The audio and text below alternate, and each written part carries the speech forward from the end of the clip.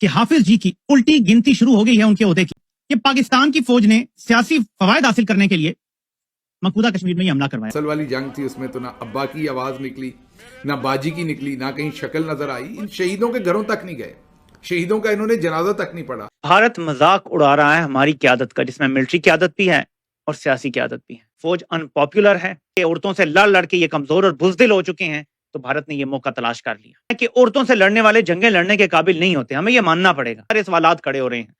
पाकिस्तान ने 77 सालों में कभी इतनी बुजदिली नहीं दिखाई।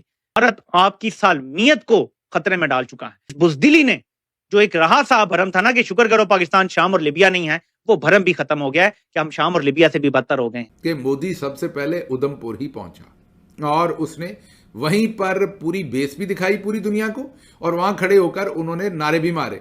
इसको कहते हैं सटल मैसेजिंग। क्या उन्होंने जवाब भी दे दिया और कहा भी नहीं।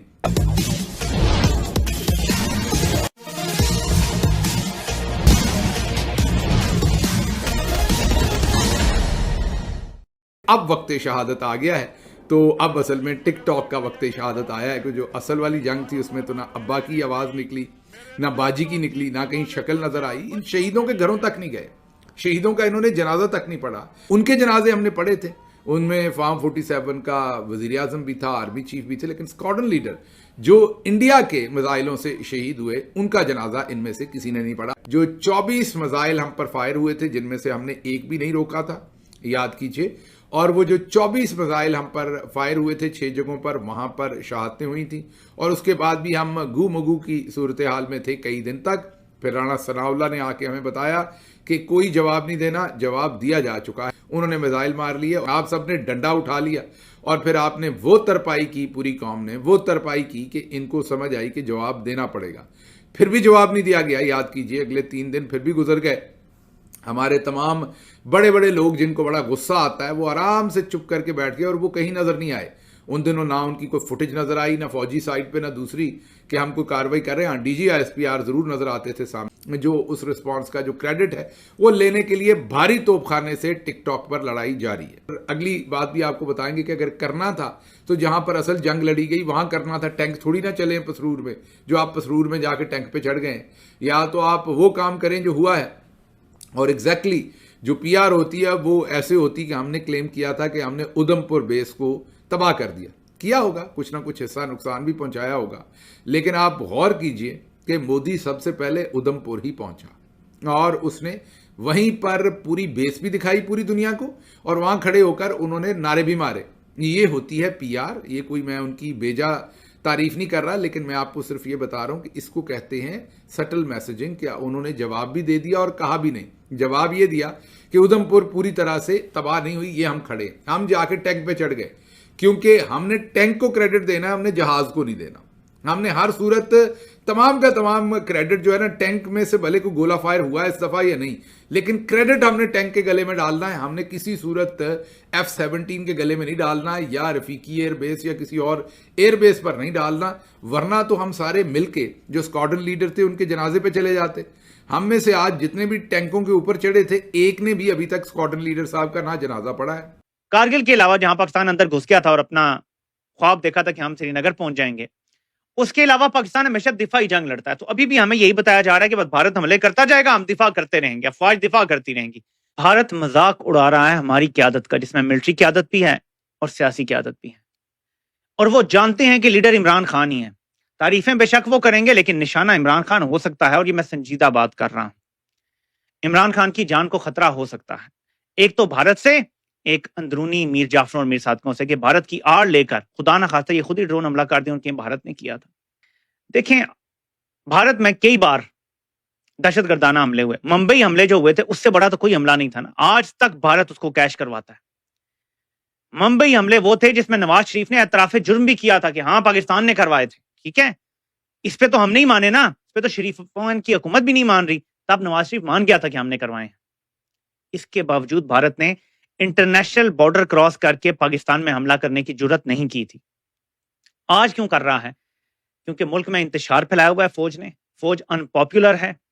जो सियासी क्यादत बना दी है वो फॉर्म 47 की है, 17 सीटों वाली।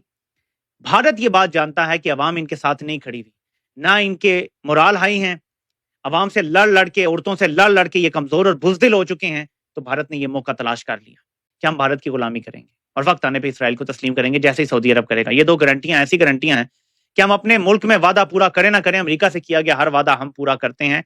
और इस टाइम मुझे ऐसा लगता है कि अमेरिका से किया गया ये वादा पूरा किया जा रहा है। पाकिस्तान के एयर डिफेंस सिस्टम की कली खोल देते हैं, ठीक है, इसको ध्यान में रखें। इसने पाकिस्तान के एयर डिफेंस सिस्टम की हकीकत बयान कर दी है। पाकिस्तान ने हमले का जवाब ना देकर और मुसलसल बुज़दिली दिखाकर और कमजोरी दिखाकर भारत को और चौड़ा कर दिया है। देखें, ये आरएसएस की जो आइडियोलॉजी है ना, आप जितना दबते जाएंगे ये आपको दबाते जाएंगे। हम तो फौज को ये बताने की और बावर कराने की कोशिश कर रहे हैं कि कमजोरी और बुज़दिली दिखाना राइट नाउ ऑप्शन नहीं है। देखें, इसमें कोई शक नहीं है कि औरतों से लड़ने वाले जंगें लड़ने के काबिल नहीं होते, हमें यह मानना पड़ेगा। औरतों से पिछले 3 साल में लड़ लड़ के इनके अंदर असल जंग लड़ने का जज्बा नापैद हो चुका है। लेकिन इसके बावजूद 7.5 लाख में ऐसे कई अभी भी होंगे जो मुल्क पे जान निछावर करने के लिए तैयार हैं। और जिस तरह से सियासत में पाकिस्तान की बड़ी अफवाज हैं, ऐसे बहरी और फजाई अफवाज उस तरह सियासत में नहीं। हालांकि इस टाइम जो हमारी फजाइया का सरबराह है वो भी एक ऐसी शख्सियत है जिसे हम कम अज कम मुतनाज़िया कह सकते हैं। एक्सटेंशन भी ली हुई है, उनके करीबी लोग नून लीग के टिकट पे इलेक्शन जीते हुए हैं या लड़े हुए हैं, फॉर्म 47 पे जिताया गया है। लेकिन इसके बावजूद कंप्रोमाइज हों, कमजोरी आ गई है, लड़ने की हिम्मत नहीं है। लेकिन ये 25 करोड़ लोगों का मुल्क है, बहुत सारे सवालात खड़े हो रहे हैं। पाकिस्तान ने 77 सालों में कभी इतनी बुज़दिली नहीं दिखाई। देखिए 1971 में ऑड्स हमारे खिलाफ थे।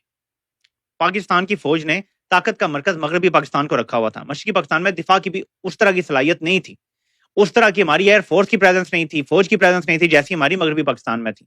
हमारा दिफाई निजाम बहुत बेहतर था मगरबी पाकिस्तान में।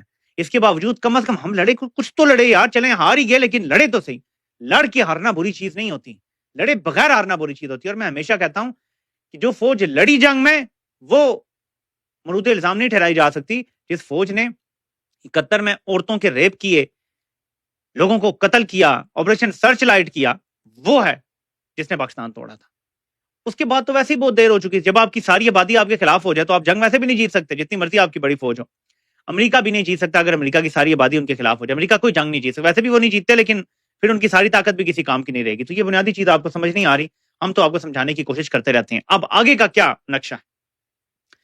भारत बढ़ता चला जा रहा है और पाकिस्तान में किसी किस्म की कोई कौमी यकजहती की कोशिश नहीं है। भारत ने आपके लाहौर कैंट में हमला किया है, आपको कोई शर्म हया नहीं है।